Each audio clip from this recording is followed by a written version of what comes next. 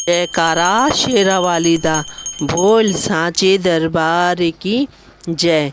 श्री जगदम्बिकाय नमः।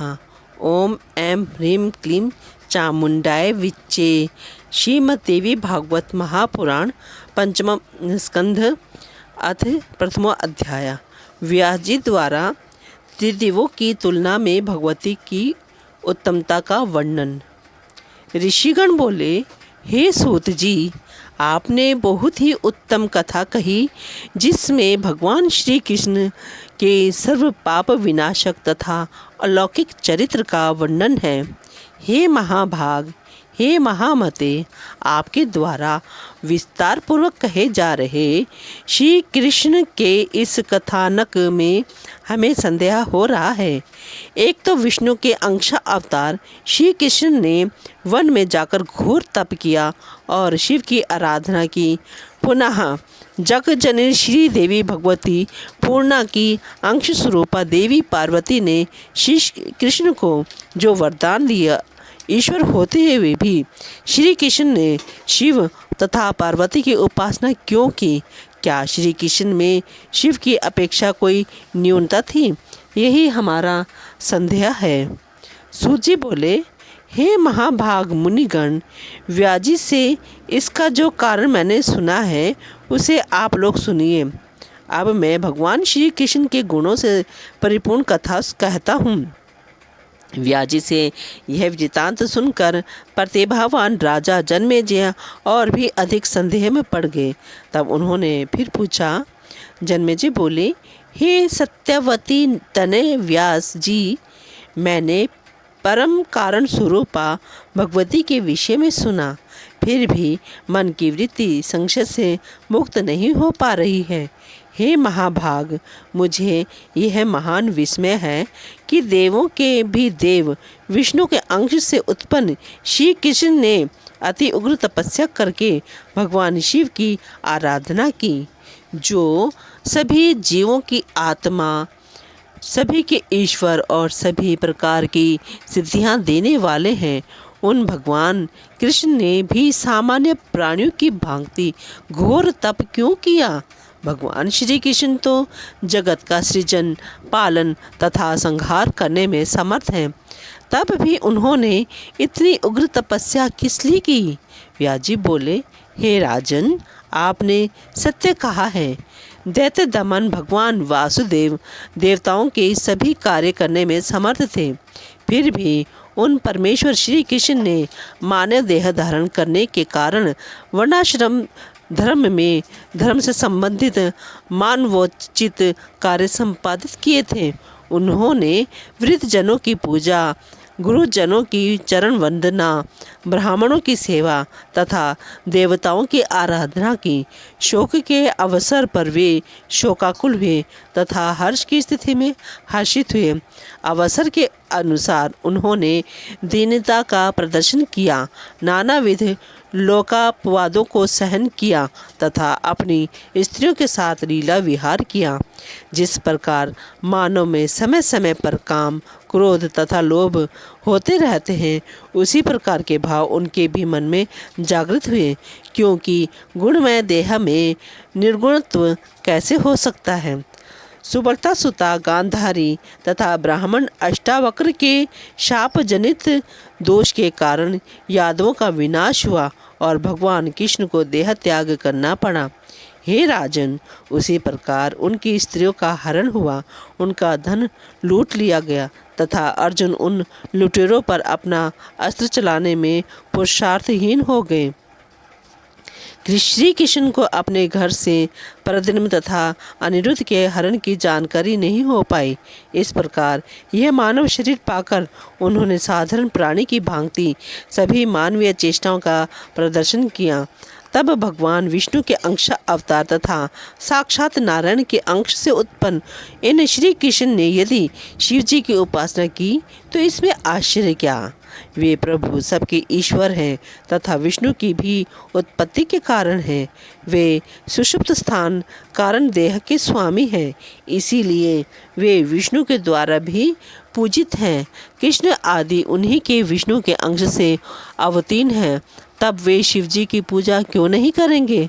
ओमकार का अ ब्रह्मा का रूप है, उ विष्णु का रूप है, म भगवान शिव का रूप है और अर्धमात्रा चंद्र बिंदु भगवती माहेश्वरी का रूप है।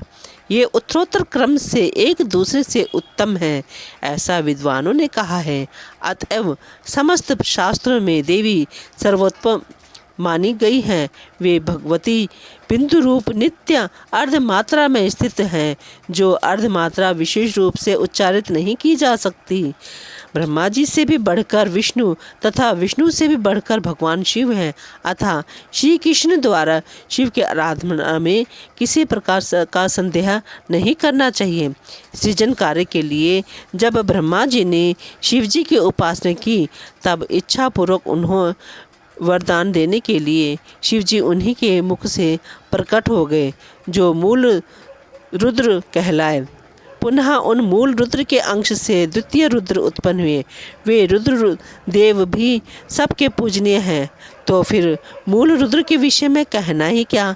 देवी तत्व के सानिध्य में रहने के कारण ही शिवजी में उत्पन्नता कही गई है। भगवती योग माया के ही प्रभाव से प्रत्येक युग में भगवान विष्णु के विभिन्न अवतार होते रहते हैं, इसमें संदेह नहीं करना चाहिए। अत्यंत निगूढ़ रहस्यों वाली जो भगवती अप्रत्यक्ष रूप से नेत्र की पलक झपने मात्र से में भली भांति जगत की उत्पत्ति, पालन तथा संहार कर देती हैं, वे ही ब्रह्मा विष्णु तथा शिव को अनेक विध रूपों में अवतार ग्रहण करने में निरंतर दुखों से व्याकुल करती रहती हैं। इन्हीं योग माया के द्वारा श्री कृष्ण को प्रसूति गृह से निकाल कर गोपराज नंद के भवन में पहुंचाकर उनकी रक्षा की। वे योग माया ही कंस के विनाशार्थ श्री कृष्ण को मथुरा ले गई। जरासंध से अत्यंत भयाक्रांत चित्त वाले श्री कृष्ण को द्वारका बनाने की प्रेरणा भी उन्हीं भगवती ने दी। उन्होंने ही अपनी कला शक्ति से 16,050 रानियों तथा 8 रानियों की रचना करके पुनः भगवान श्री कृष्ण को उनके विलास के वशीभूत करके उन अत्यंत शक्ति संपन्न श्री कृष्ण को उनका वशवर्ती बना दिया। केवल एक ही युवती अपने लौहमय सुदृढ़ पाश में पुरुष को बांध सकने में समर्थ है, तो फिर जिसकी 16,050 भार्या हो, उसके विषय में क्या कहना? वे सब तो उस पुरुष को पालित तोते की भांति अपनी इच्छा के अनुरूप नियंत्रित कर सकती हैं। सत्राजित की पुत्री सत्यभामा के वशीभूत श्री कृष्ण उसके कहने पर प्रसन्नतापूर्वक इंद्र के भवन में पहुंच गए। वहां पर इंद्र के साथ युद्ध करके उन्होंने तरुराज कल्प वृक्ष छीन लिया और उससे अपनी प्रिया सत्यभामा के महल को सुशोभित किया। समस्त धार्मिक अनुष्ठानों को विधि पूर्वक करने की इच्छा वाले भगवान श्री कृष्ण ने शिशुपाल आदि वीरों को जीतकर पूर्वतः वाग्दत्ता रुक्मणी का हरण कर लिया और अपने बल के प्रभाव से उसे अपनी धर्मपत्नी के रूप में ग्रहण किया। किसी दूसरे की भार्या हरण करने की यह कौन सी विधि निर्मित हो गई? अत्यंत दारुण अधः पतन कराने वाले मोह जाल से विमोहित तथा अहंकार के वशीभूत मनुष्य नानाविध शुभ तथा अशुभ कार्य करता है। मूल प्रकृति जन्य उग्र अहंकार से ही इस स्थावर जंगात्मक जगत की उत्पत्ति हुई है और इसी से विष्णु शिव आदि देवों का भी प्रादुर्भाव हुआ है। जब ब्रह्मा जी पूर्ण रूप से अहंकार से रहित होते हैं, तब वे सृष्टि के निर्माण कार्य से मुक्त हो जाते हैं। अन्यथा अहंकार के वशवर्ती होकर वे सृष्टि रचना में प्रवृत्त रहते हैं। उस अहंकार से मुक्त प्राणी सांसारिक बंधन से छूट जाता है और उसके वशीभूत हुआ प्राणी सांसारिक बंधन में पड़ जाता है। हे राजन, स्त्री, धन, घर, पुत्र तथा सहोदर भाई, ये सब बंधन के मूल कारण नहीं हैं, अपितु अहंकार ही प्राणियों के लिए बंधनकारी वस्तु है। मैं ही करता हूँ, यह कार्य मैंने अपने ही सामर्थ्य से पूरा किया है, यह कार्य पूरा कर लूँगा, यह कार्य अभी कर लेता हूँ। इन भावनाओं के कारण प्राणी स्वयं बंधता चला जाता है। कोई भी कार्य बिना कारण के कदापि नहीं होता है। जैसे मिट्टी के पिंड के बिना घड़ा ना तो बन सकता है, ना दिखाई पड़ सकता है। जब भगवान विष्णु अहंकार के वशवर्ती होते हैं, तभी वे विश्व का पालन करने में समर्थ होते हैं। नहीं तो वे सदा सृष्टि पालक के चिंता रूपी समुद्र में डूबे क्यों रहते। अहंकार मुक्त होकर यदि वे मनुष्य रूप ग्रहण करें, तो निर्मल चित हुए वे अवतार प्रवाह में होने वाले सुख आदि में कैसे डूबे उतराएं। अहंकार ही अज्ञान का मूल कारण है तथा उसी से इस जगत की उत्पत्ति हुई है। अहंकार से विहीन प्राणी को अज्ञानता तथा सांसारिक बंधन दोनों ही नहीं होते।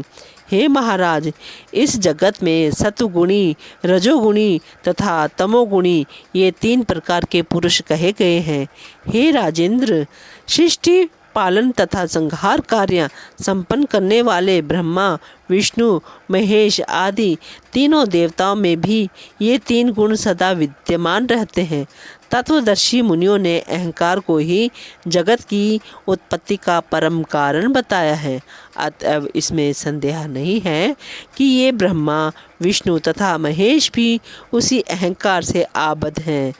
माया से विमोहित मंद बुद्धि वाले कुछ मनीषी कहते हैं कि भगवान विष्णु अपनी इच्छा से नानाविध अवतार ग्रहण करते हैं, किंतु जब कोई मंदमती प्राणी भी अतिशय दुखप्रद गर्भ में निवास करना पसंद नहीं करता, तो फिर सर्वविद्या संपन्न वे चक्रधारी भगवान विष्णु अवतार ग्रहण क्यों चाहेंगे।